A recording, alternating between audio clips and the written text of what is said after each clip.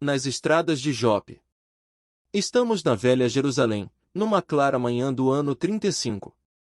No interior de sólido edifício, onde tudo transpira conforto e luxo da época, um homem ainda moço parece impaciente, à espera de alguém que se demora. Ao menor rumor da via pública, corre à janela, apressado, voltando a sentar-se e a examinar papiros e pergaminhos, como quem se diverte matando o tempo. Chegando à cidade, depois de uma semana de viagem exaustiva, Sadoc aguardava o amigo Saulo para o abraço afetuoso da sua amizade de muitos anos. Dentro em breve um carro minúsculo, semelhante às bigas romanas, estacava à porta, tirado por 2 soberbos cavalos brancos. Num minuto, as nossas personagens se abraçaram efusivamente, transbordantes de alegria e juventude. O jovem Saulo apresentava toda a vivacidade de um homem solteiro, bordejando os seus 30 anos. Na fisionomia cheia de virilidade e máscula beleza, os traços israelitas fixavam-se particularmente nos olhos profundos e percussientes, próprios dos temperamentos apaixonados e indomáveis, ricos de agudeza e resolução. Trajando a túnica do patriciato, falava de preferência o grego, a que se afeiçoara na cidade natal, ao convívio de mestres bem-mamados, trabalhados pelas escolas de Atenas e Alexandria. Quando chegaste? Perguntou Sadoc, bem-humorado, ao visitante. Estou em Jerusalém desde ontem de manhã. Aliás, estive com tua irmã e teu cunhado, que me deram notícias tuas ao partirem para Lida. E como vais de vida lá por Damasco? Sempre bem. Antes que se fizesse alguma pausa, o outro observou. Mas como estás modificado? Um carro à romana, a conversação em grego e... Saulo, porém, não o deixou prosseguir e rematou. E no coração a lei, sempre desejoso de submeter Roma e Atenas aos nossos princípios. Sempre o mesmo homem! Exclamou o amigo com um sorriso franco. Aliás, posso apresentar um complemento às tuas próprias explicações. A biga é indispensável às visitas a uma casinha florida, na estrada de Jope. E a conversação grega é necessária aos colóquios com uma legítima descendente de Sacar, nascida entre as flores e os mármores de Corinto. Como o sabes? Inquiriu Saulo admirado. Pois não te disse que estive ontem à tarde com tua irmã? E os dois, acomodados em poltronas confortáveis da época, entremeando a conversação com algumas pequenas taças do capitoso Chipre, exploravam largamente os problemas da vida pessoal, relacionando as pequenas ocorrências de cada dia.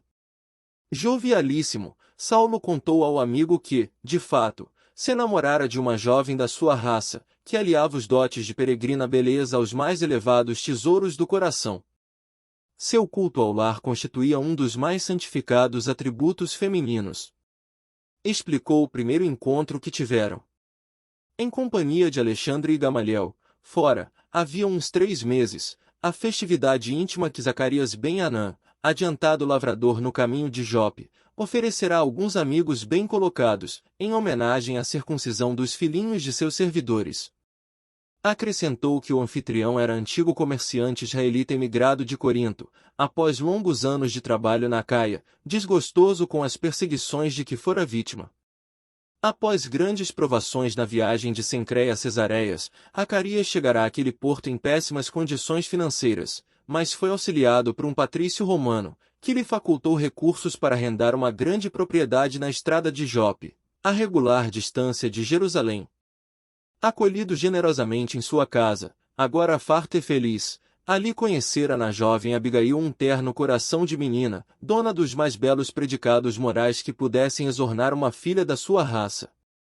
Era, de fato, o seu ideal de moço, inteligente, versada na lei, sobretudo, dócil e carinhosa. Adotada pelo casal como filha muito cara, havia sofrido amargamente em Corinto, ali deixando o pai morto e o irmão escravizado para sempre.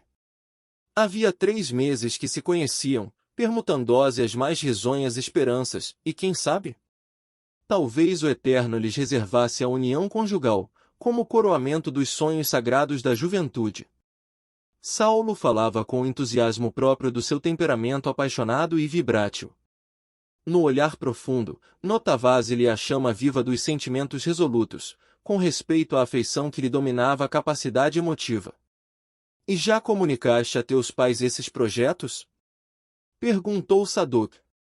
Minha irmã pretende ir a Tarso nestes 2 meses e será intérprete dos meus votos, concernentes à organização do meu futuro. Aliás, sabes, isso não pode nem deve ser um problema de soluções precipitadas.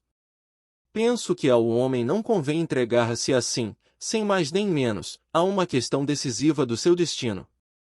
Obedecendo ao nosso velho instinto de prudência, venho analisando demoradamente meus próprios ideais e ainda não trouxe Abigail para conviver com Dalila, alguns dias, em nossa casa. Pretendo fazê-lo tão só nas vésperas da visita de minha irmã ao lar paterno. Já que acalentas tantos projetos para o futuro, adjuntou o amigo com bondoso interesse, em que pé estão as tuas pretensões ao cargo no Sinédrio? Não posso queixar-me, porquanto o tribunal me confere atualmente atribuições especialíssimas.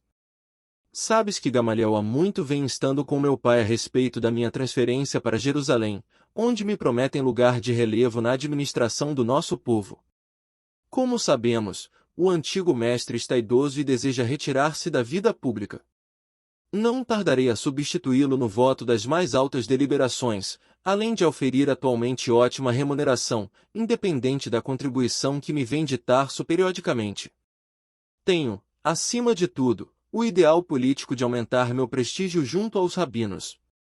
É preciso não esquecer que Roma é poderosa e que Atenas é sábia, tornando-se indispensável acordar a eterna hegemonia de Jerusalém como tabernáculo do Deus único. Precisamos, pois, dobrar os joelhos de gregos e romanos ante a lei de Moisés. Sadoc, no entanto, deixando perceber que não prestava muita atenção ao seu idealismo nacionalista, retinha o pensamento na situação particular, advertindo delicadamente.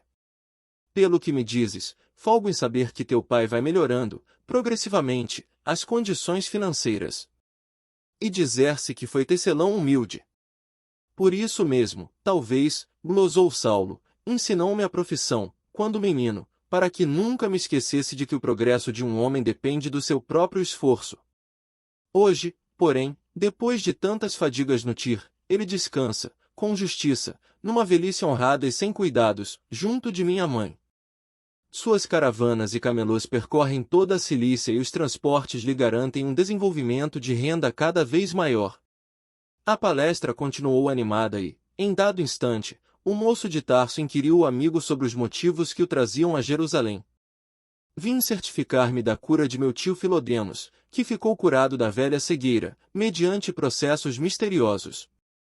E, como se trouxesse o cérebro nusto de interrogações de toda a sorte, para as quais não encontrava resposta nos próprios conhecimentos, acentuou. Já ouviste falar nos homens do caminho? Ah! Andrônico falou-me a respeito deles, há muito tempo. Não se trata de uns pobres galileus maltrapilhos e ignorantes que se refugiam nos bairros desprezíveis? Isso, justamente. E contou que um homem chamado Estevão, portador de virtudes sobrenaturais, no dizer do povo, havia devolvido a vista ao tio, com assombro geral de muita gente. Como é isso? Disse Saulo admirado. Como pôde Filodemos submeter-se a experiências tão sórdidas? Acaso não terá compreendido que o fato pode radicar nas artimanhas dos inimigos de Deus? Várias vezes, desde que Andrônico me referiu o assunto pela primeira vez, tenho ouvido comentários a respeito desses homens e cheguei mesmo a trocar ideias com Gamaliel, no intuito de reprimir essas atividades perniciosas. Entretanto, o mestre, com a tolerância que o caracteriza, me fez ver que essa gente vem auxiliando a numerosas pessoas sem recursos. Sim, atalhou o outro, mas ouço dizer que as pregações de Estevão estão arrebanhando muitos estudiosos a novos princípios que, de algum modo, infirmam a lei de Moisés. Todavia, não foi um carpinteiro galileu, obscuro, sem cultura, que originou tal movimento. Que poderíamos esperar da Galileia?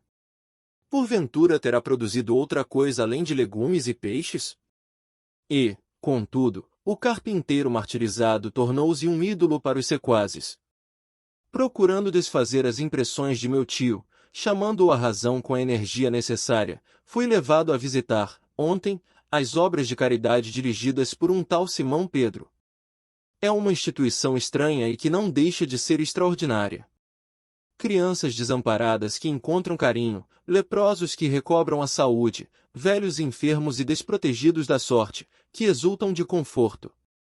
Mas os doentes? Onde ficam esses doentes? Interrogou Saulo assombrado. Todos se agasalham junto desses homens incompreensíveis. Estão todos malucos, disse o moço de Tarso com a franqueza espontânea que lhe marcava as atitudes. Ambos trocaram impressões íntimas sobre a nova doutrina, pontuando de ironia o comentário de muitos fatos piedosos que empolgavam a atenção do povo simples de Jerusalém. Ao finalizar a conversa, Sadoc acrescentou: não me conformo em ver os nossos princípios aviltados e proponho-me a cooperar contigo, embora esteja em Damasco, para estabelecermos a imprescindível repressão a tais atividades. Com as tuas prerrogativas de futuro rabino, em destaque no templo, poderás encabeçar uma ação decisiva contra esses mistificadores e falsos taumaturgos. Sem dúvida, respondeu. E prontificou-me a executar todas as providências que o caso requer. Até agora, a atitude do Sinédrio tem sido da máxima tolerância, mas farei que todos os companheiros mudem de opinião e procedam como lhes compete, em face dessas investidas que estão a desafiar severa punição. E, quase solene, concluía: quais os dias de pregação desse tal Estevão? Os sábados. Pois bem, depois de amanhã iremos juntos apreciar os sandeus. Caso verifique o caráter inofensivo dos seus ensinamentos, haverá que os deixar em paz com a sua logomania, ao lado das mazelas do próximo. Mas, caso contrário, pagarão muito caro a audácia de ofender nossos códigos religiosos, na própria metrópole do judaísmo. Ainda por longo tempo comentaram os fatos sociais, as tricas do farisaísmo a que pertenciam, os sucessos do presente e as esperanças do porvir. Ao cair da tarde desse mesmo dia, a biga elegante de Saulo de Tarso atravessava as portas de Jerusalém, tomando a direção do porto de Jope. O sol ardente, alto ainda no horizonte, enchia o caminho com a sua luz muito viva. O semblante do jovem doutor da lei irradiava uma alegria louca, ao trote largo dos animais, que, de quando em vez, passavam a galopar. Recordava, satisfeito, o esporte a que se afeiçoara na cidade natal, tão ao gosto grego em que fora educado, graças à solicitude paterna. Olhos fixos dos cavalos árdegos e velozes, vinham-lhe à mente as vitórias alcançadas, entre os parceiros de jogos na sua descuidosa adolescência. Poucas milhas distante, erguia-se uma casa confortável, entre grandes tamareiras e pessegueiros em flor. Em torno, grandes plantações de legumes, ao lado de tênue fio d'água inteligentemente aproveitado em extenso horto. A propriedade era parte integrante de uma das muitas pequenas aldeias que rodeavam a cidade santa, onde quer que houvesse condições favoráveis para a pequena lavoura, de alto interesse nos mercados de Jerusalém, colocada no meio de uma secura singular. Era aí que Zacarias se instalara com a família, para recomeçar a vida honesta. Ruth e Abigail procuravam ajudá-lo no seu nobre esforço de homem ativo e trabalhador, cultivando frutos e flores, e com isso aproveitando toda a terra disponível. Deixando Corinto, o generoso israelita encontrou grandes dificuldades, até que desembarcou em Cesareia, onde se lhe esgotaram os últimos recursos. Alguns conterrâneos, entretanto, o apresentaram a conhecido patrício romano, grande proprietário na Samaria e que lhe emprestou avultada soma, recomendando-lhe aquela zona de Jope onde poderia arrendar-lhe a propriedade de um amigo. Zacarias aceitou o auxílio e tudo ia às mil maravilhas. A venda de legumes e frutas, bem como a criação de aves e animais pesados, compensavam-lhe as fadigas. Embora distante de Jerusalém, tivera ensejo de visitar a cidade, mais de 3 vezes, sendo que, sob o amparo de Alexandre, parente próximo de Anás, conseguirá incluir-se entre os negociantes privilegiados, que podiam vender animais para os sacrifícios do templo. Auxiliado por amigos influentes, do estofo de Gamaliel e de Saulo de Tarso, que se emancipara da condição de discípulo para graduar-se em autoridade competente, no mais alto tribunal da raça, pudera resgatar grande parte de suas dívidas, caminhando vertiginosamente para uma bela posição de independência financeira, no país natal. Ruth regozijava-se com a vitória do marido, secundada por Abigail, em quem encontrara dedicada a afeição de verdadeira filha. A irmã de Jesiel parecia haver refundido a delicadeza dos traços feminis, na forja dos sofrimentos experimentados. A gracilidade do semblante e o negrume dos olhos haviam-se irmanado a um véu de formosa tristeza, que a envolvera toda, a partir daqueles dias trágicos e lúgubres, passados em Corinto. Quanto desejava uma notícia, ainda que ligeira e banal, do irmão que o destino havia convertido em escravo de verdugos cruéis. Para isso, desde os primeiros tempos, Zacarias não poupara expedientes nem esforços. Incumbindo a um fiel amigo da Caia de promover diligências em tal sentido, apenas fora informado de que Jesiel havia sido levado, quase a ferros, para bordo de um navio mercante que se destinava a Nicópolis. Nada mais. Abigail instara novamente. E de Corinto vinham novas promessas dos amigos, que prosseguiriam investigando nas rodas afeiçoadas a Licínio Minúcio, de modo a descobrirem o paradeiro do jovem cativo. Nesse dia, a moça recordava profundamente a figura do irmão querido, as suas advertências e conselhos tão carinhosos sempre. Desde que travara relações com o rapaz de Tarso e entrevira a possibilidade de uma união conjugal, era com ansiedade que suplicava a Deus a consoladora certeza da existência do irmão, fosse onde fosse. A seu ver, Jesiel gostaria de conhecer o eleito do seu coração, cujos pensamentos eram igualmente iluminados pelo zelo sincero de bem servir a Deus. Conta-lhe que a afeição da sua alma era também entretecida de comentários religiosos e filosóficos, e não tinham conta as vezes em que ambos se submergiam na contemplação da natureza, comparando as suas lições vivas com os símbolos divinos dos escritos sagrados. Saulo muito lhe ajudara no cultivo das flores da fé, que Jesiel havia semeado em sua alma singela.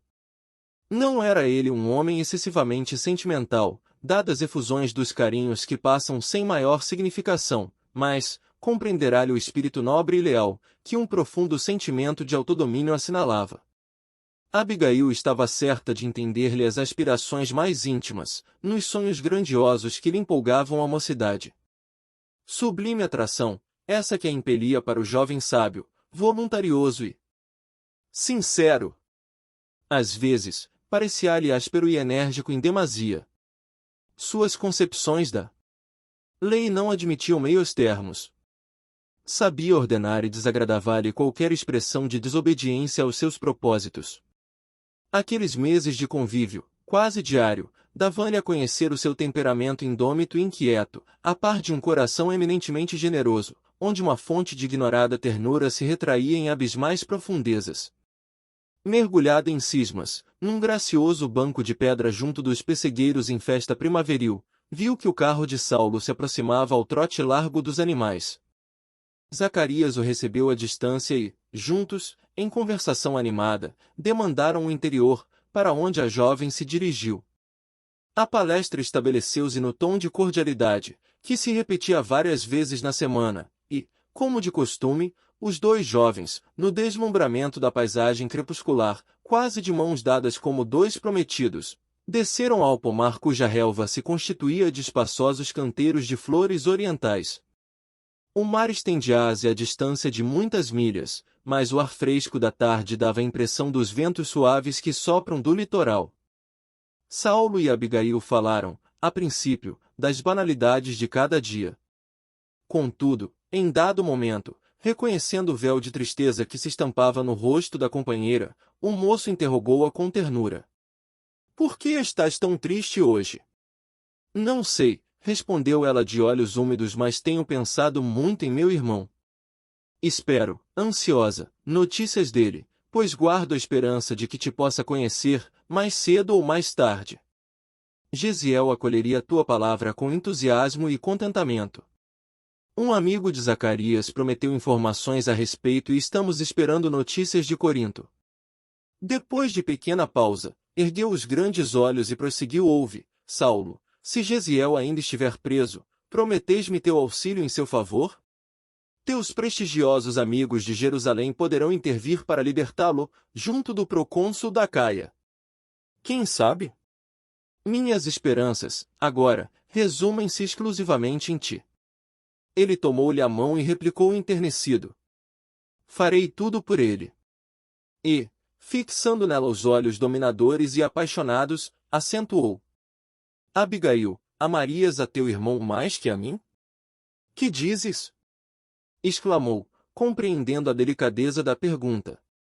Entendes o meu coração fraterno e isso me exime de mais amplas explicações. Como sabes, querido, Gesiel foi meu amparo nos dias da orfandade materna.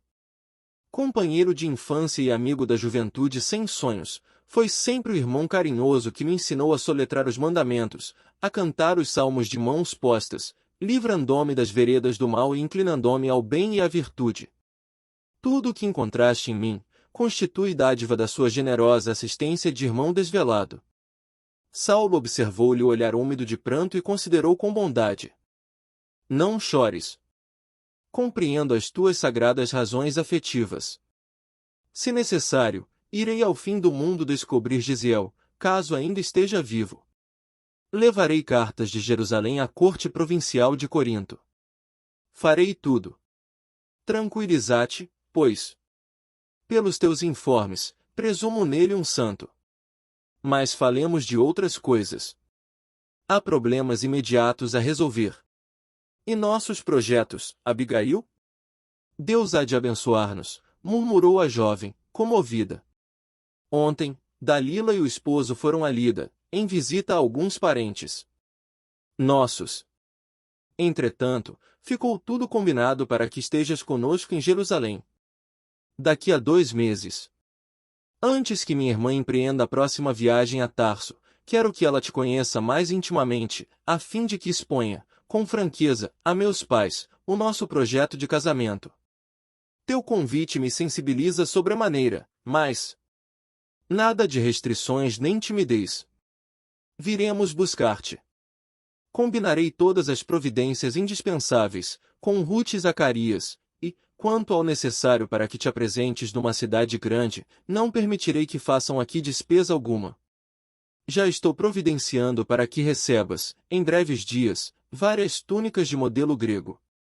E rematava a observação com um belo sorriso. Quero que apareças em Jerusalém como expoente perfeito da nossa raça, desenvolvida entre as antigas belezas de Corinto. A moça fez um gesto tímido, demonstrando íntimo contentamento. Mais alguns passos e sentarão-se sob velhos pessegueiros floridos, respirando a longos haustos as virações suaves que perfumavam o ambiente. A terra cultivada e colorida de rosas de todos os matizes, exalava delicioso aroma. O fim do crepúsculo está sempre cheio de sons que passam apressados, como se a alma das coisas estivesse igualmente ansiosa pelo silêncio, amigo do grande repouso. Eram árvores frondosas que se velavam nas sombras, derradeiros passarinhos errantes que voejavam céleres e as brisas cariciosas que chegavam de longe, agitando as grandes ramarias e acentuando os doces murmúrios do vento. Saulo, inebriado de indefinível alegria, contemplou as primeiras estrelas que sorriam no céu recamado de luz. A natureza é sempre o espelho fiel das emoções mais íntimas, e aquelas vagas de perfume, que as virações traziam de longe, encontravam eco de misterioso júbilo no seu coração. Abigail disse retendo-lhe a mãozinha entre as suas, a natureza canta sempre com as almas esperançosas e crentes. Com que ansiedade esperei-te no caminho da vida! Meu pai falou-me do lar e das suas doçuras e eu aguardava a mulher que me compreendesse inteiramente. Deus é bom, replicou ela com enlevo, e somente agora reconheço que, depois de tantos sofrimentos, ele me reservava, na sua misericórdia infinita, o tesouro maior da minha vida, o teu amor, na terra de meus pais. Teu afeto, Saulo, concentra todos os meus ideais. O céu nos fará felizes. Todas as manhãs, quando estivermos casados, pedirei, em preces fervorosas, aos anjos de Deus que me ensinem a tecer a rede das tuas alegrias. À noite, quando a bênção do repouso envolver o mundo, dar-te-ei um carinho sempre novo, do meu afeto. Tomarei tua cabeça atormentada pelos problemas da vida e ungirei tua fronte com a carícia de minhas mãos. Viverei com Deus e contigo, somente. Ser-te-ei fiel por toda a vida e amarei os próprios sofrimentos que acaso o mundo possa acarretar-me, por amor à tua vida e ao teu nome. Saulo apertou-lhe as mãos com mais enlevo, redarguindo deslumbrado. Dar-te-ei, por minha vez, meu coração dedicado e sincero. Abigail, meu espírito estava possuído somente do amor à lei e a meus pais. Minha mocidade tem sido muito inquieta, mas pura. Não te oferecerei uma flor sem perfume. Desde os primeiros dias da juventude, conheci companheiros que me incitaram a lhe seguir os passos incertos na embriaguez dos sentidos, precursora da morte de nossas preocupações mais nobres neste mundo, mas nunca traí o ideal divino que me vibraria a alma sincera. Depois dos estudos iniciais da minha carreira, encontrei mulheres que me acenavam, levadas por uma concepção perigosa e errônea do amor. Em Tarso, nos dias suntuosos dos Jogos Juvenis, após a conquista das melhores láureas, recebia, de jovens inquietas, declarações de amor e propostas de núpcias, mas, a verdade é que permaneci insensível, a esperar-te como heroína ignota do meu sonho, nas assembleias ostentosas de púrpuras e flores. Quando Deus aqui me conduziu ao teu encontro, teus olhos me falaram, num lampejo, de sublimes revelações. És o coração do meu cérebro, a essência do meu raciocínio e serás a mão guiadora das minhas edificações, em toda a vida. Enquanto a moça, sensibilizada e venturosa, tinha os olhos mareados de pranto, o fogoso mancebo continuava. Viveremos um para o outro e teremos filhos fiéis a Deus. Serei a ordenação da nossa vida, serás a obediência em nossa paz. Nossa casa será um templo. O amor a Deus será sua maior coluna e, quando o trabalho exigir minha ausência do altar doméstico, ficarás velando no tabernáculo da nossa aventura. Sim, querido. Que não faria por ti? Mandarás e obedecerei. Serás a ordem de minha vida e eu rogarei ao Senhor que me auxilie a ser teu bálsamo de ternura. Quando estiveres fatigado, lembrar-me-ei de minha mãe e adormecerei tua alma generosa com as mais formosas orações de Davi. Interpretarás para mim a palavra de Deus. Serás a lei, serei tua serva. Saulo enterneciase ouvindo aquelas expressões blandiciosas. Eram as mais belas que já havia recolhido de um coração feminino. Mulher alguma, que não Abigail, jamais assim lhe falará o espírito impetuoso. Habituado aos longos e difíceis raciocínios, escaldando o cérebro nos silogismos dos doutores, em busca de futuro brilhante, sentia a alma ressecada, sedenta de verdadeiro idealismo. Desde criança, com a sadia educação doméstica, guardava puros os primeiros impulsos do coração, sem jamais contaminá-los na esteira dos prazeres fáceis ou do fogo das paixões violentas, que só em deixar na alma o carvão das dores sem esperanças. Acostumado ao esporte, aos jogos da época, seguido sempre de muitos companheiros em desvario, tivera o heroísmo sagrado de sobrepor as disposições da lei às próprias tendências naturais. Sua concepção de serviço a Deus não admitia concessões a si mesmo. A seu ver, todo homem devia conservar-se indene de contactos inferiores com o mundo, até que atingisse o tálamo nupcial. O lar constituído haveria de ser um tabernáculo das bênçãos eternas. Os filhos, as primícias do altar do maior amor, consagrado ao Senhor Supremo.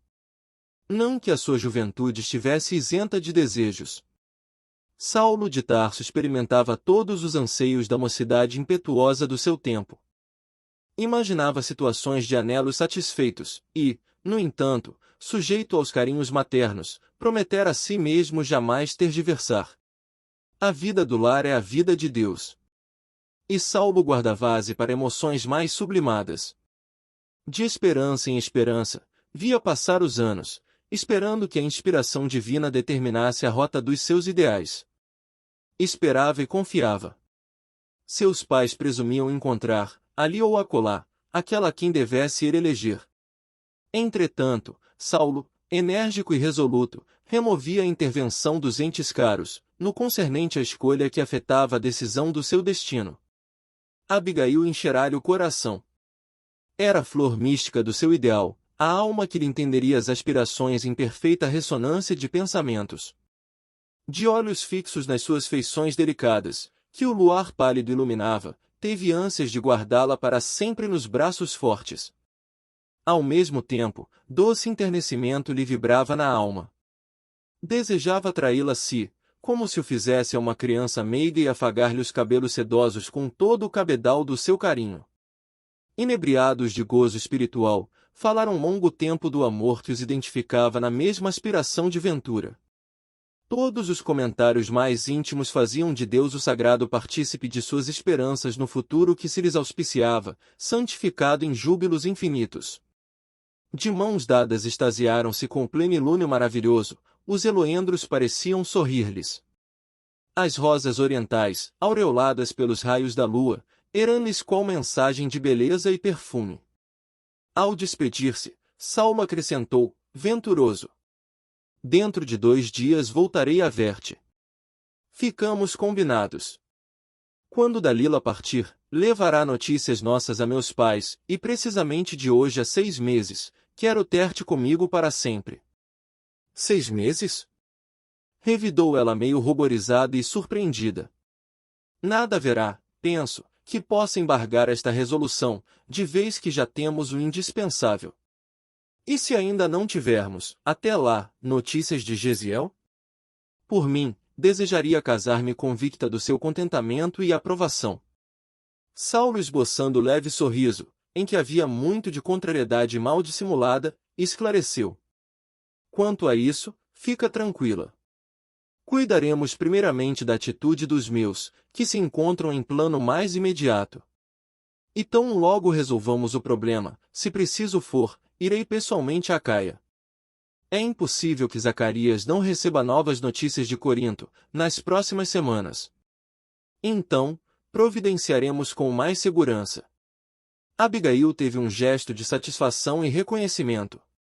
Irmanados, agora, na mesma vibração de júbilo, antes que reentrassem em casa, onde os donos os aguardavam entretidos com a leitura das profecias, Saulo levou a mão da jovem aos lábios e murmurou a despedida habitual: fiel para sempre. Daí a minutos, depois de ligeira palestra com os amigos, ouve-se o trotear dos animais estrada em fora, de regresso a Jerusalém. O carro minúsculo rodava, celeremente, ao luar, sob uma nuvem de pó.